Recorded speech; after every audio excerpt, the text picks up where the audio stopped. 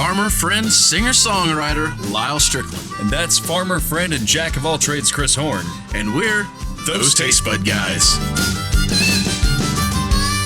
haven't been there yet. It might happen. Not yet. We have drinks to drink. Just two. Just two. That's very true. Just 2 drinks tonight. That's all we have to do. We're probably going to do more than that, but we have to get 2 of them done because we're leaving on vacation at the end of this week, and we're going to be gone for a week. And when we come back, we got to have stuff already up in the Ready to go. Got to have stuff ready to go. Yeah, or we're not going to get it. And then we'll be like stressing because we don't have videos up. Hey guys, welcome back. Thanks for joining us one more time. I'm Chris. That's Lyal. We're those Tastebudguys, and we're redoing something we thought we'd already done. Sort of. Give me one of those coasters, would you? Thank you. Fancy Tastebud coasters. Where do you get those? You can get over on like Patreon again. Patreon. Or I think, I could be wrong about this, I think you can go to our little store thing and just order you one. That's probably true as well. And then you don't have to give us nothing. Yeah. Okay, here's the story. We've done this bottle because, well, actually, let's back up even further.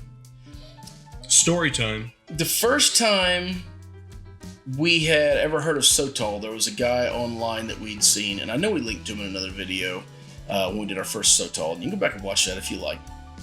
Anyhow, we ended up talking to this guy later on, and he agreed to get on and do a live thing with us and talk He's from about Australia, right? Well, he was in Australia. I don't know if he's from Australia or not. Nicest guy on the planet. Super and nice. And which is why we fell in love with Sotol to begin with. I think was because of his video. Personality was He was amazing. just like, you're just like, man, I got to try this drink. He's making it seem so fun. And we talked to him. Yeah. Incredibly gracious to like chat with us. Nice. But we asked him. Yeah, because it was like 7 o'clock in the morning for him when he started drinking with us, and we was like 9 o'clock at night. We asked him, like, we were going to do a tequila with him, right? And we were like, hey, like, what's your favorite tequila? What do you consider to be a really great, like, not crazy expensive, but not bargain basement tequila, meets all the good standards and all that stuff? This is what he came up with. Pasote. Yes. And so we got with him, we did the live episode, and I thought we'd put this up. I know the audio was really bad. On his end, the wind was ferocious. God, there was like it was like 90-mile-an-hour winds. Yeah, and it was really bad, but I thought we went ahead and put something up, but we could never find it. And we was going to revisit this and then talk about that episode and say, hey, go back and watch it. It's nowhere to be found, so apparently we don't have that episode up anymore. Patrick, you're the last one that found one of our episodes that we said was lost, and you swear to God we've done it. Maybe you can find that one too. It was a clear, sunny day, 90-mile-an-hour winds, all pinpointed into his microphone. Mm-hmm. He's probably surrounded by spiders and poisonous snakes and other things that could kill you. Didn't really care about the wind. Yeah. Yeah. He's probably just like, the wind will blow the spiders away. So this is the Blanco. When we first got this, it was really hard to get in our territory. Since then, I've seen it all over the place. Yes, it's made an appearance in our neck of the woods. $50-ish, $40-ish. At the time, now I think it's around that price still. I think it's still. I'm anxious to try the Repo. We've had this before, but we've never done a review of it, so we're going to go ahead and go for it now. And it was good.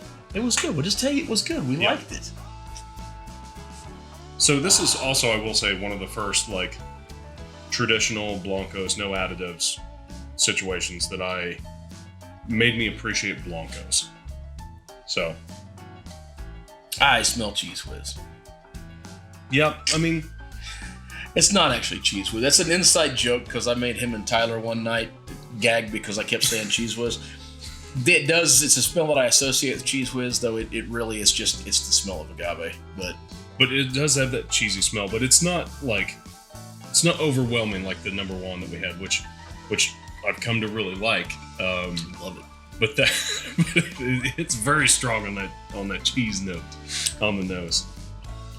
This to me is like the perfect balance between like some of those really clean Blancos, right? That are just like, they're nice and peppery, but very clean. Yeah, there's vodka. Cadigo is one that I'm going to mispronounce and say.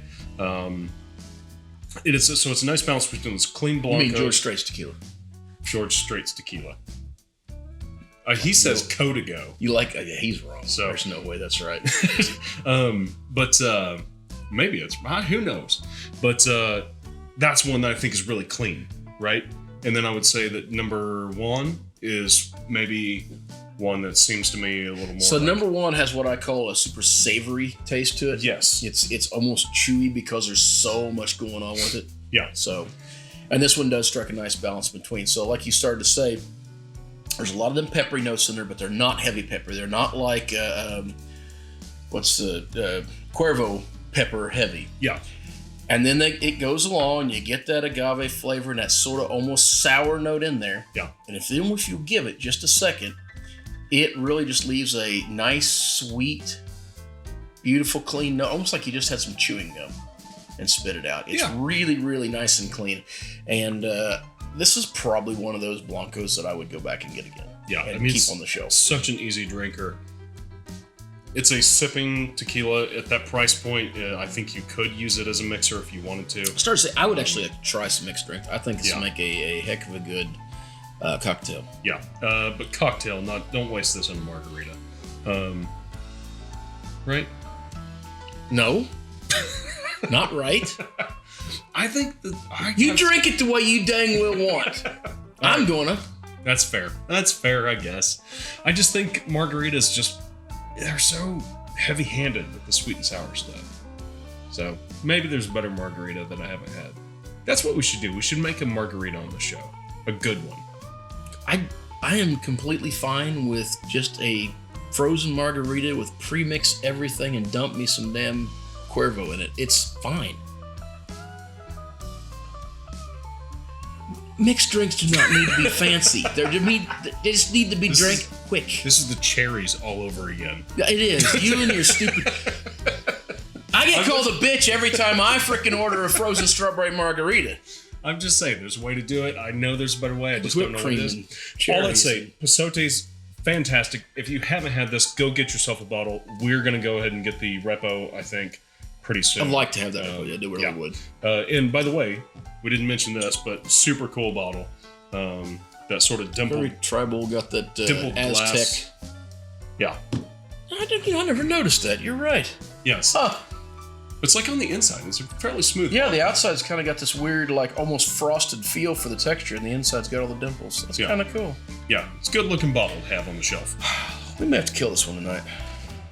I'd say that's probably in the cards. It might happen. All right, until next time. Whether it be the tequila that you're doing, again, all the food that you're eating, the drinks that you're getting made fun of for drinking, the margaritas you're making all correctly wrong. I missed my line. I forgot my line. Grab a buddy. Try something new. Oh.